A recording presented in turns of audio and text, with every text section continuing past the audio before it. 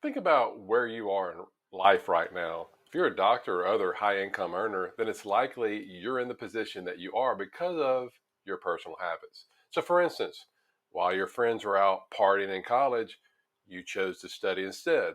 I was actually able to get in dental school because I actually got into the habit of studying a minimum of 4 days before each test in college. Pastor Craig Rochelle once said, successful people do things consistently that other people do occasionally. I love that line.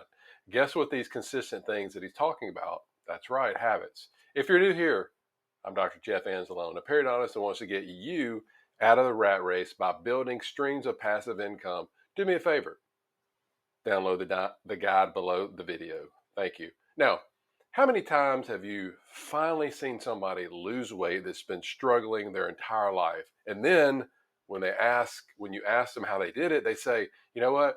I got tired of being overweight and I decided to do something about it. Two things to point out here. They made a decision, mindset shift. They made a decision and then they applied it to new habits. These steps are the exact same thing that separate the wealthy and the poor. If you want to improve your finances, then it's all down to what's between your ears. That's right, your mindset shift. This then leads to developing new habits, which are going to cause action to take place. Research shows that our daily habits are the reason why some people are rich while others are poor. Daily habits. And roughly 40 to 60% of all of our daily activities are, guess what? They're habits. This suggests that 40 to 60% of the time during the day, we're on autopilot. Maybe it's kind of like some of those Tesla drivers, possibly. This is great news for those that have rich habits, but not so great news for those that have poor ones. Many of members of our passive investor circle, they've actually informed me that it took a mindset shift to get rid of limiting beliefs to motivate them to start focusing on passive income creation. Having a poor or wealthy mindset, it doesn't depend on your income or your bank balance because I know too many doctors that make over $300,000 a year yet have zero savings. I also know several that began their careers in poverty that developed these wealthy habits, which have helped pave their way to success. Having a rich mindset coupled with wealthy habits is ultimately about growth and preserving until you actually reach your desired outcome. And the best place to start is about understanding the differences between the rich versus the poor. All right. So years ago, I remember when my son, he was super excited about getting to spend the night out with one of his friends. He could, literally barely hide his excitement because he thought his friend's dad was rich because they lived in this really big, expensive house. Unfortunately, this is how most of society thinks as well. Social media has done a great job by allowing anybody to show off their purchases and their lavish lifestyles, making it seem like they're well off, but maybe well off, all right, maybe well off in debt. But if you don't believe me, then you can read what some of the authors of the Millionaire Next Door found when they were studying the wealthy over several decades. And they found that those who you think aren't wealthy, they actually are. And most are actually right in front of you, wherever you go day to day. And most of them are actually, you guessed it, next door. These people are frugal. They drive used Toyotas. They don't buy designer clothes, and their iPhones are 5 to 6 years old. Many of these people are small business owners who started from nothing, maintaining their same financial habits while building real assets. And the majority of these people, they focus on investing in assets that build them wealth, and they avoid liabilities that the poor spend most of their money on. All right.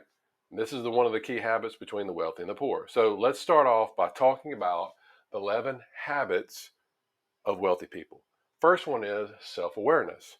So the wealthy ask themselves where they are in life. So before making any changes, they actually define where are they starting from right now. And by doing this, it gives them the ability to alter their habits. And these aren't just financial habits only. These also can include their family, career, health, and their business. All right. Number two, they set goals. Once wealthy individuals know that starting point where they're at currently, then they develop a plan of action. This creates a very clear vision of what they're trying to achieve and what they want to be. So, for instance, if they want to be debt free by a certain amount of years, and then they develop this plan of action. This vision allows them to filter out the people that bring them down and any activities that waste their time. Research shows that 80% of the wealthy, they focus on accomplishing a single goal at a time. They actually write it down and they place it in these highly visible areas that they see every day. Unfortunately, only 12% of poor people write down their goals. Number three, eat right and exercise. In his book Rich Habits, author Tom Corley states that 70% of the wealthy, they eat less than 300 junk food calories each day, versus 90% of the poor people, they eat more than 300 junk calories a day. 76% of the wealthy, they exercise at least 4 days a week, versus only 23% that do that. Now, what's the point of having wealth without your health, right? Number four, create to-do lists. Now, understand that not everybody is wired to be organized. That's okay if that sounds like you. But if you want to become wealthy, there's a good chance you'll have to actually change your ways to get there. After setting their goals, wealthy people do this, what's on number four. They create to-do lists that help them stay focused on the things that they need to achieve. Most create daily to-do goals to keep them organized throughout the day. Now, I get that this is simple, but remember that successful people do things consistently, and a to-do list is going to help. Research shows that 81% of the wealthy keep the to-do list versus only 19% of the poor. All right. Number five, and to me, this is really, really big. Eliminate negative thinking, because there's nothing worse that can destroy somebody as what's going on up here, their personal thoughts, especially when most of them are negative in nature. Wealthy people understand this and they tend to focus on eliminating these negative thoughts about money and life immediately when they develop them. They alter the dialogue going on in their head and they actually focus on positive thoughts on self improvement, growth, and achievement. For example, a poor person seeking to buy something would think, you know what, I can't afford that. On the other hand, wealthy people ask themselves, how can I afford that? Big difference. Number six, admit when they're wrong or they don't know. Henry Ford once stated, failure is only the opportunity more intelligently to begin again. And the great Michael Jordan said, I can accept failure. Everybody fails at something, but I cannot accept not trying. Now, when I first started investing in real estate, I failed very quickly and I failed big. I lost $50,000 during the first equity deal that I'm investing in a crowdfunding website, which is no longer in existence, called Realty Shares. Now, looking back, I had no business trying to analyze deals with the limited knowledge that I had at that time. Now, after this deal went under, I quickly admitted that I was wrong, and then I began the process of educating myself to help prevent future failure. Luckily, I found a local mentor that's actually helped me tremendously since then. The wealthy understand that it's impossible to know everything and that failure is just a part of life. It's for this reason that they constantly search out knowledge and they ask smart questions. Number seven, one of my favorites, is they read on a regular basis. Research shows that 88% of the wealthy, they read at least 30 minutes or more a day for self-improvement versus only 2% of the poor. Now, anything that you want or want to improve on can be found by reading. Now, if you want to become wealthy, get into the habit of reading. Number eight, the rich don't work for money. Rich Dad, Poor Dad author Robert Kiyosaki actually teaches this concept. They don't work for money, they make their money work for them. The poor and the middle class, they work to get paid and they realize their taxes increase as their income does. And Kiyosaki learned early on to actually put his money to work for him, and enjoy the tax benefits of generating income that does not come from a paycheck. Now, Kiyosaki states, if you work for money, you give the power to your employer.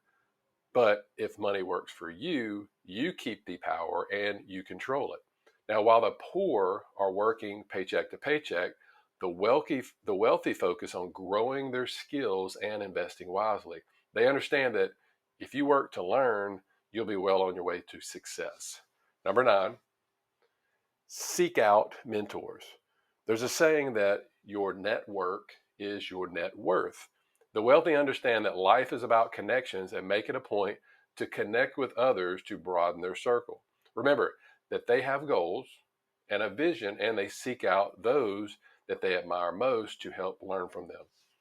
Number 10, they know sales and marketing. I firmly believe that if somebody is good at this, if they're good at sales and marketing, they can have the tools for success no matter what field they choose. Wealthy people know this and they market themselves to attract opportunities, and then they persuade or they quote sell whomever necessary that they are the right person. Examples include business opportunities, personal relationships, and job opportunities. And last but not least, in this category, number 11, they know how to manage their finances. Most people, including myself, aren't taught how to manage money. Now, what are we taught to do? We're taught to go to school, study hard, make good grades, get a job, which in turn provides us with money, right? Now, I know that our educational system is severely lacking when it comes to teaching kids about finances. The point I'm trying to make is that when we're born, we're all on the same level playing field when it comes to money management. We actually have to learn it from someplace. And it seems that the wealthy, they tend to become proactive when in managing their finances. Again, they understand that it's better to have their money working for them versus them working for it. They know trading valuable time for money isn't how to get rich, yet that's what the majority of people do. Getting a second job, working longer hours, pulling double shifts, they actually cause us and they speed up burnout faster, and they also cause us to pay more taxes. Who wants that? I'm sure you don't. Rich people know their income and expenses, and they learn how to invest the difference. Over 90% of the millionaires in the United States have real estate in their portfolio. Does that tell you something? All right, let's move on now to the 8 habits of poor people. Well, if the wealthy get money to work for them, the number one habit of the poor people is they work for their money. All right. Most poor people, they work for money because if they don't work, then they don't get paid, which leaves them vulnerable to possible layoffs, as most don't have a backup plan if that happens. It's for this reason that they actually stay working the same types of jobs as typically when they first started out. So, for instance, somebody that becomes a waitress, they're actually going to tend to stay in the restaurant business because they claim it's all they know to do. Because of this fear from trying something different and learning a new trade or skills, they remain always working for money. Number 2, they actually like to gamble. Tom Corley has actually studied wealthy people for years, and he writes about it in his book, Rich Habits. He found that 52% of poor people gambled on sports and 77% played the lottery each week. 84% of rich people did not bet on sports, and 94% did not play the lottery. 23% of wealthy gamble versus over 50% of poor people gamble. Now, when I lived in Biloxi, Mississippi, I completed a residency at the VA hospital. Now, there's a bunch of casinos there, and my wife and I, we just got married, broke as you know what, but we'd occasionally go to these casinos mainly because they had some really good cheap concerts and they had good food, mainly buffets. And it actually pained me back then, and it still does, to think about all the people that would come in. A lot of these people, they'd come in their uniforms, like if they were a worker in town, like a cashier, maybe a farmer, and they would bring their entire paycheck they just got and they cash it there, thinking they were going to, quote, get rich quick. Now, rich people know that financial success takes time, initiative, and requires a lot of effort. It's for this reason that they actually avoid these get-rich-quick schemes. Number 3, sleep late. Now, 44% of wealthy, they actually wake up 3 hours before work starts versus only 3% of the poor do that. The poor tend to sleep later than the wealthy, and they either get to work on time or they get to work late. On the other hand, the wealthy, they get more accomplished by waking up on average 3 hours before work. Number 4, procrastinate. In the classic personal finance book, Think and Grow Rich, author Napoleon Hill states that the enemy of success is procrastination. I firmly believe this as well. He states that the wealthy are just the opposite of this, decisive. His research shows that wealthy people make big decisions fast and change them slowly, whereas poor people, unsuccessful people, make big decisions slow, but they change them constantly. The number one cause of failure is lack of decision making. Number 5, avoid change. Poor people avoid change like the plague. Many remain poor because of their failure to separate and stand out from the crowd. They obtain peace of mind from familiarity via their comfort zone, and they avoid any type of uncertainty. The pursuit of wealth requires that you take risks. Most don't, and that's why majority of the people are not wealthy. Number 6, use savings account. Speaking of taking risks, when it comes to saving money, poor people typically opt out for the safer route. They despise losing money and they stick it with saving in these lower interest savings account versus investing in things like real estate or assets that produce cash flow. They rather stick it under their mattress and do that. Unfortunately, most don't realize that because of this, by them doing this, they're not able to at least keep up with inflation, which, as you know right now, is sky high. Number 7, they don't know what they want. If you don't have a plan or know where you're going, how are you going to get there? If you're going on a trip, yet you get in your car, you don't know where you're going, how are you going to get there? This is how most poor people think. They don't define their goals of what they want, which actually causes them to focus on what they don't want. I don't want to be broke. I don't want to be poor. Okay? This fear-based mentality is very limiting and keeps them focusing always on the risk. And last but not least, they constantly make impulsive financial decisions. Poor people do this. They make these poor financial decisions impulsively without even thinking through all their choices. They may purchase, let's say, a new vehicle without learning how much interest they're actually going to be charged by the type of financing that they choose. Their only focus is on, hey, how much is this going to cost me a month? So these impulsive financial choices are actually based on feelings rather than sound financial practices. The financial outcomes in these scenarios are often negative with big losses. Now that we've gone through all this, what about you?